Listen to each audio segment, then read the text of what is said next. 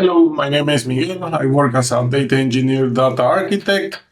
And I don't know if you have heard, but DuckDB is really changing things in the data world. And some months ago, DuckDB released what is called ducklake.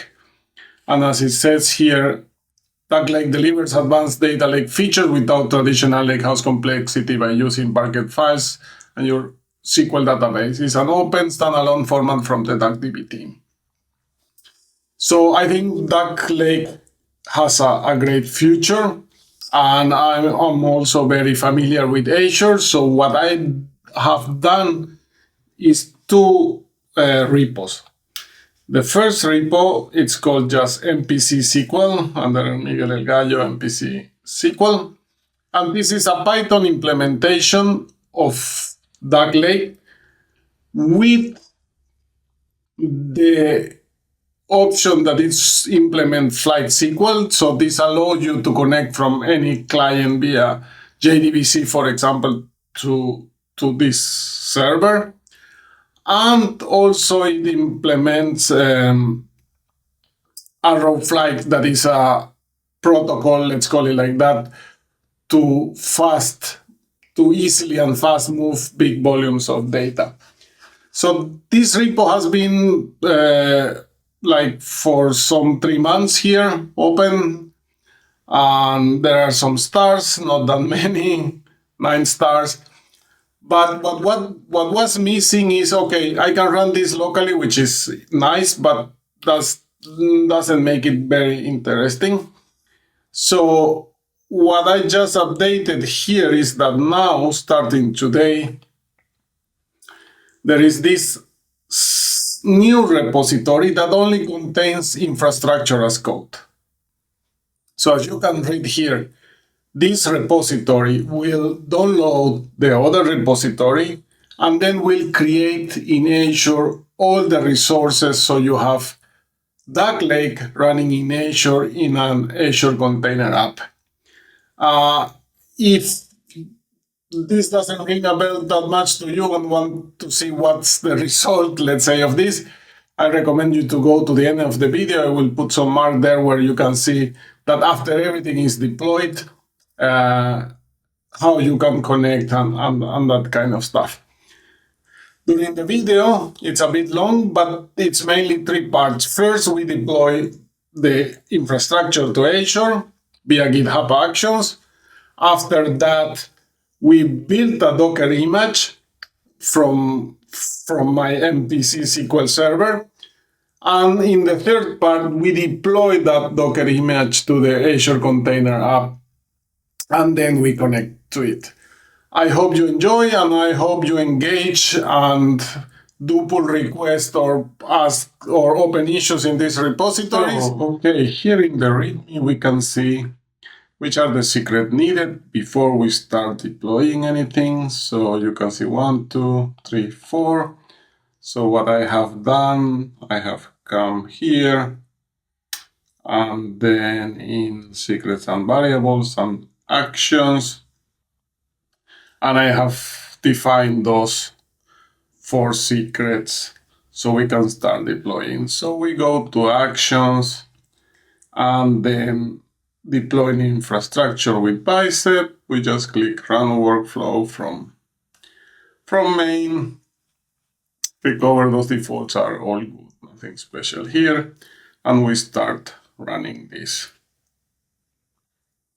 Let's wait a bit to see that everything starts.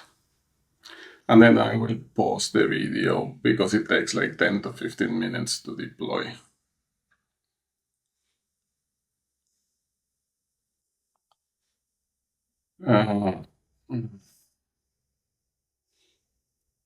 Okay, so when it started, it failed, which is a good thing, because then I can show you about this OIDC setup. There is a link in the README, so you can read more about, but it's telling that this assertion, this subject is not valid.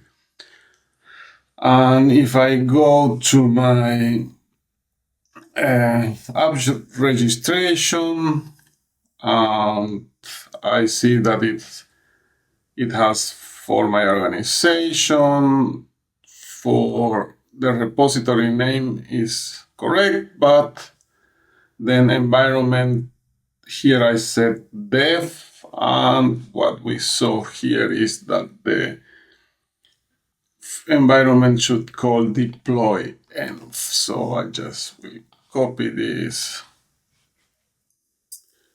and put this and update.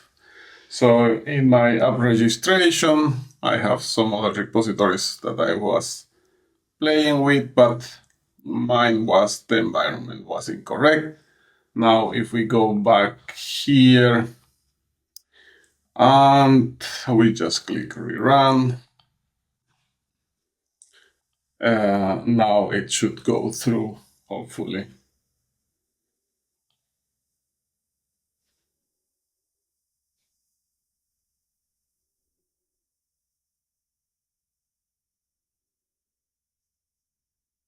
Yes, we can see that now this part went through to log into Azure. Now it's checking the registration. So this will take, as I said, some time. So I will put a pause now. I just removed the pause here to show you something. So these were the steps. First, it required the Azure providers. Nothing interesting. Then it validated the templates just to see that there are no syntax or whatever. And now it's in the deploy infrastructure, and this take quite a bit, as I said, 10 to 15 minutes.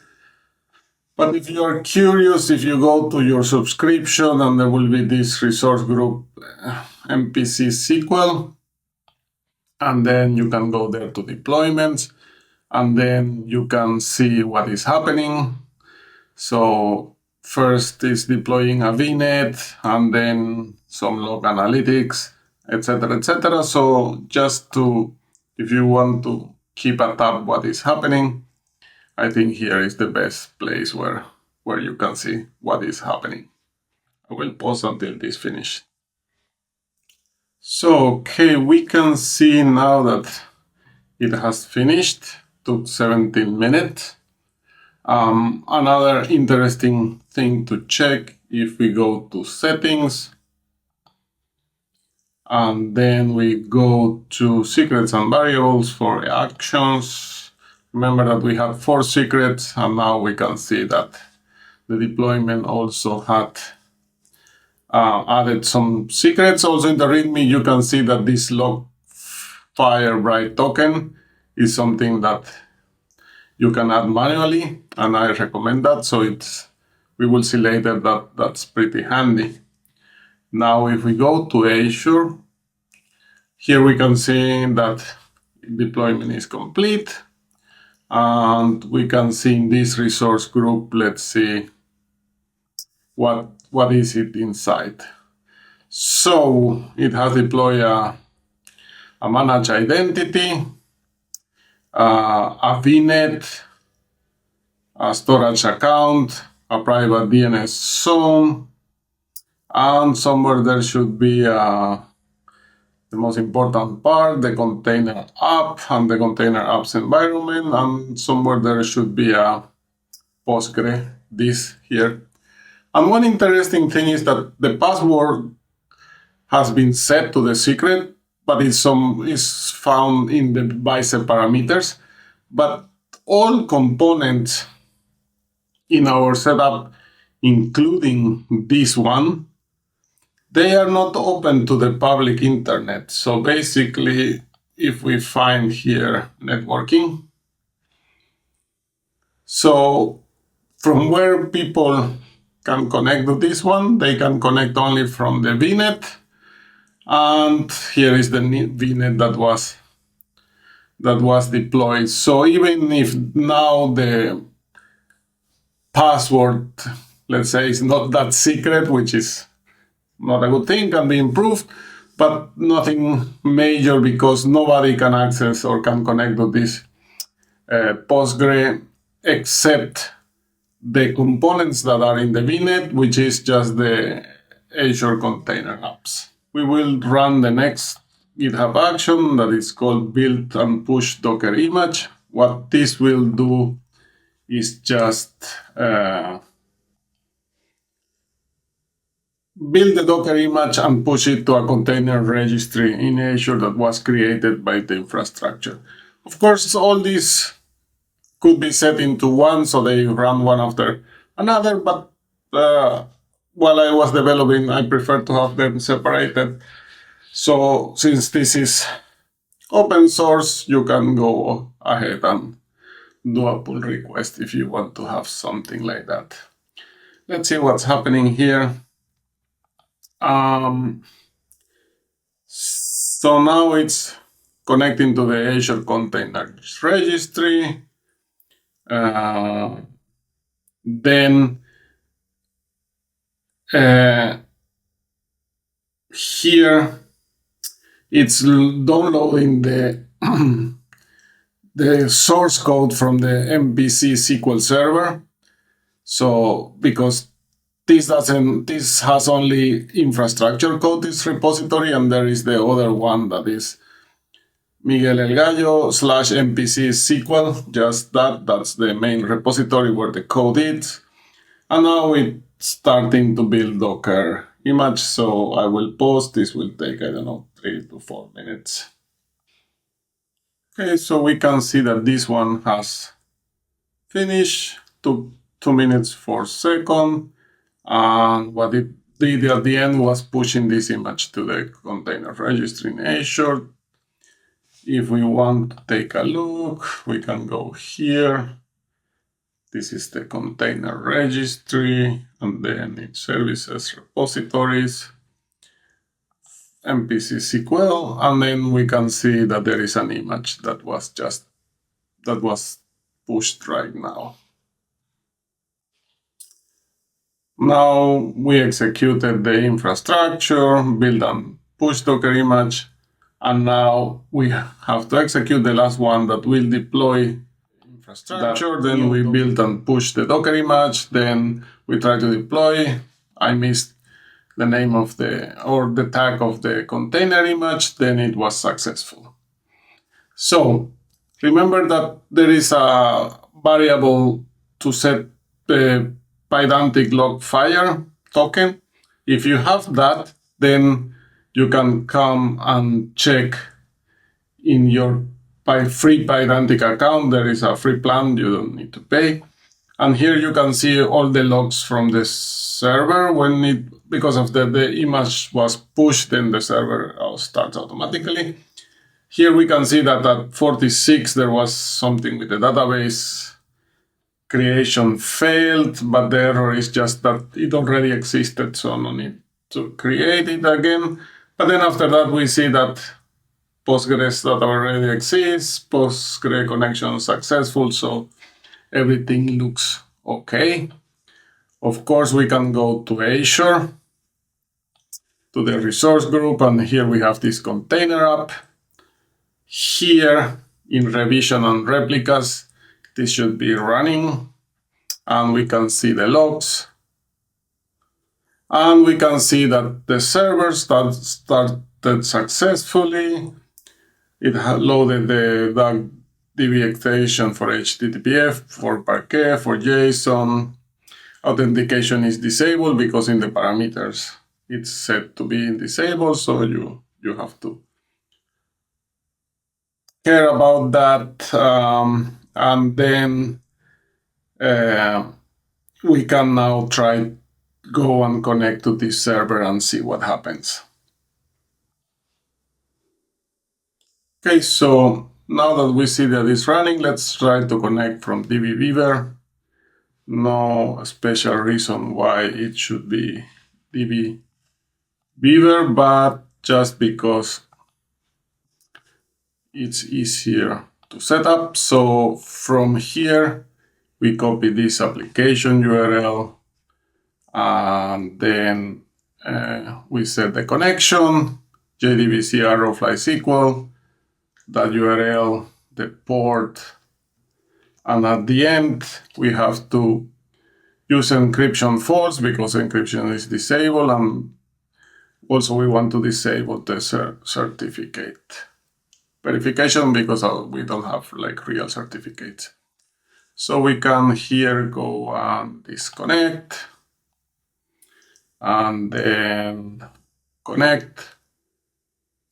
It's looking good, but the moment I try to open something, it tells me that, hey, something with 000 is not the error. It means that we need to go to the container app and add a new environment variable called MPZSQL advertise host name, and then the same host name that we put there for DB Beaver. I have added that to common issues in the README of the repository, so then it's pretty clear. Here we see that there is something happening here. So basically, it's easy to see here in the pedantic log file when there is some activity in our server. So now we can just come here to DB Beaver. I will close this old test, and then I can go here and use script. I have my cheat sheet here so I don't end doing typos. So first we will create a table.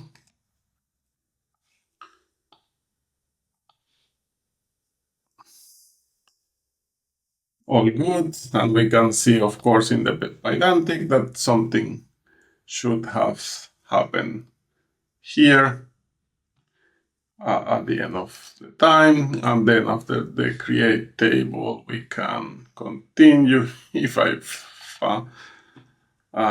will insert some values into that table. I will run this.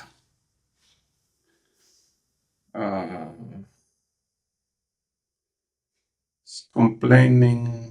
Yeah, and the quotes where I typed them wrong, or then when I copy pasted, they were wrong there. So insert, updated rows 1. And then now if we go and do a select from the table,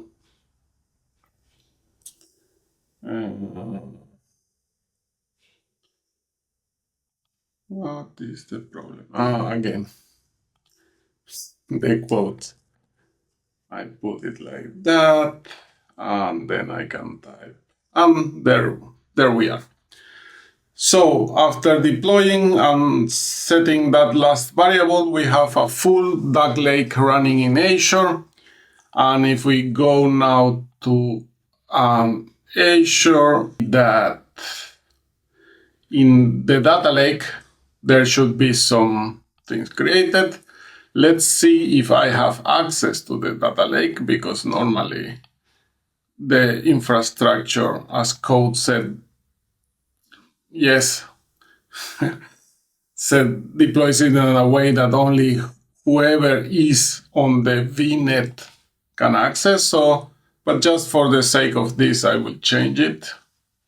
So where is security plus networking? Networking. So now you can see that it's using virtual networks, but then I will also add that public network access, and here is our virtual network. But I want it from all networks. Let's see what this does. Okay, now I can try to go to the containers, go to data. Now I can see, and main.